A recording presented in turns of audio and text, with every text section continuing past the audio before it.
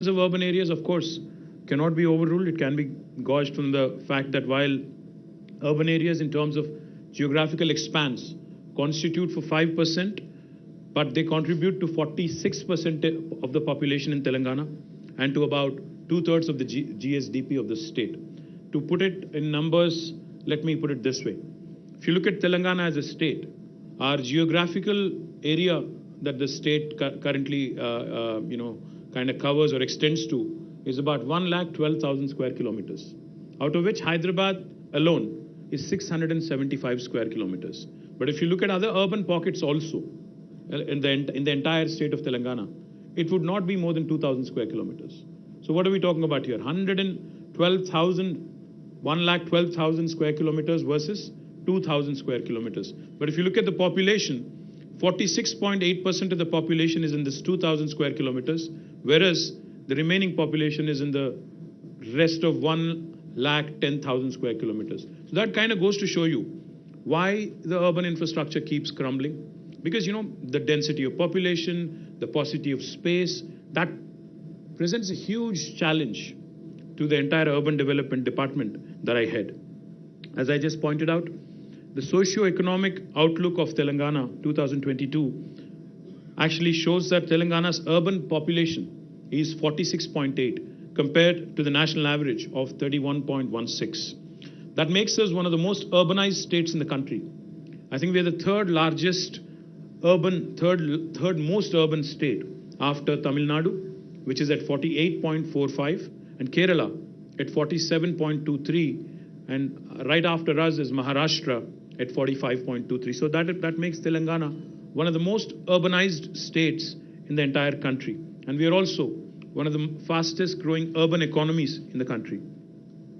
When the state of Telangana was formed in 2014, we had 68 ULBs, the urban local bodies. But now the number has been increased to 142. That includes Hyderabad as well. Hyderabad, while we have still many challenges and many issues to tackle, I'm happy to share with you that over the last 5 years, and more particularly from the period 2015 until 2020, Hyderabad has been rated consistently by Mercer as the best city in India on the quality of living index. And I'm very, very proud of the fact that this has come even despite all the challenges after the new state was formed, the transition, etc., etc. But our goal is not just to be the best in India. Our ambition is larger. We are audacious in terms of vision, because our Honorable Chief Minister will not rest on laurels. He's not somebody who's content being known as the best in India. He's given us a task. He's asked us to be one among the best cities, best top 25 cities in the world in terms of livability index. And that's a humongous task, because if you look at the global rankings, while Hyderabad is number 1 in India in terms of livability, on the world index, we are still 140. So that gives us another huge task in terms of moving up that ladder, because it's a huge task. So what are we doing? What are we trying to do to ensure that we live up to that vision? What are we trying to do to ensure that Hyderabad actually becomes a sustainable city in terms of all the methods, practices that we follow? One of the things I will talk about today, which I'm very proud of, our Metro Water Supply and Sewerage Board's MD is here, Dana Kishore. Let me also tell you something that I'm truly proud of. Hyderabad will become the first city in India come March, April next year, which would be treating every single drop of sewerage. We have undertaken a humongous task, are setting up nearly 31 sewerage treatment plants with a capacity of 1,259 MLD of sewerage waste, costing us about 3,866 crore. And once completed at a secondary level, this treatment would be of secondary level and backed by legislation. This will make Hyderabad, among all Indian cities, the first city to have achieved 100% treatment of sewerage, which I'm very, very proud of. And I do believe this will set a new benchmark for the rest of India. Now, how do we plan to reuse this water, treated water? We plan to reuse in construction, because construction is happening very, very aggressively across the city and also neighboring areas. We plan to mandate utilization of treated water by all the builders and construction companies. And we also will be using it for landscaping activities and horticulture activities.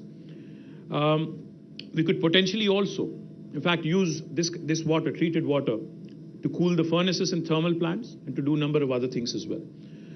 The second important intervention that I would like to talk about is effective management of surplus runoff water, especially during floods in Hyderabad. You know, a lot of people complain, a lot of people talk about how cities in India, cities across the world are not equipped, fully to handle flood-like situations. Robin talked about climate change. Climate change, global warming was a topic that we used to read about in newspapers. Look at it, glance at it for a minute, and then used to say, okay, this is not my concern. This possibly is happening elsewhere in the world, not in my backyard. That was the approach earlier. But now, we all know climate change is real. It's already knocking on your doors. It's already at your doorstep. It's affecting all of us. As a person who's involved in public life, as a policy maker, I've been witnessing some very disturbing changes across different seasons. We are now accustomed to unseasonal rains in October. And we are also accustomed to, unfortunately, late arrival of monsoons. We are also accustomed to cloudbursts. And we are accustomed to 45, 46 degrees temperatures in summer. Now, these are unusual patterns. These are exceptional patterns. But looks like exception is going to become the norm. Expecting the unexpected is going to be the challenge for governments. I cannot take cover, I cannot take an excuse to my citizens stating that cloudburst and unseasonal rain, unprecedented rain has resulted in a flood-like situation, which may be the reality. But I don't think the citizens are going to accept that sort of an explanation in future anymore.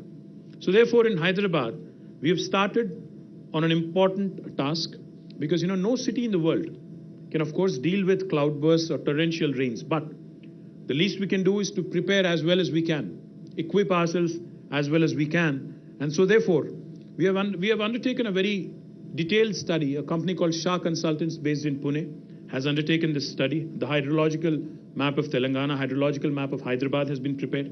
We have mapped surface runoff flows, micro basins of drainages, blockade points, and what needs to be done to address the issue on a permanent basis.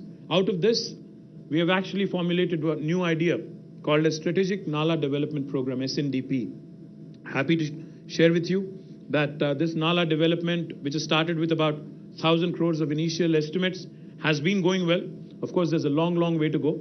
But I do believe that we have made some few decisions and few important projects have been kicked off in the right direction. The third thing I'd like to talk about is solid waste management. When this government came into office in 2014, the total waste collection, municipal solid waste collection in the city of Hyderabad was about 3,500 metric tons per day. But today, that has increased to 6,000 metric tons per day. And what we have done in the last 8 years is we have come out with a policy on ensuring not just municipal solid waste, but all kinds of waste, construction and demolition waste, liquid waste, which is sewerage, also biological waste, and e-waste. All of these forms of waste are being processed diligently, are being processed scientifically to ensure Hyderabad becomes a benchmark and Hyderabad becomes a leading example of how a city can function. Now, let me elaborate a bit on municipal solid waste. We have in fact commissioned a 20 megawatt plant, South India's largest municipal waste to energy plant in Jawahar Nagar Corporation, which is very close to Hyderabad. Not only have we commissioned a 20 megawatt waste to energy plant, we are also building another 28 megawatts of capacity at this plant, which will consume all the dry waste. All the wet waste will be converted into compost and it will be sold to farmers as fertilizer. The wet waste, the dry waste will be converted into power.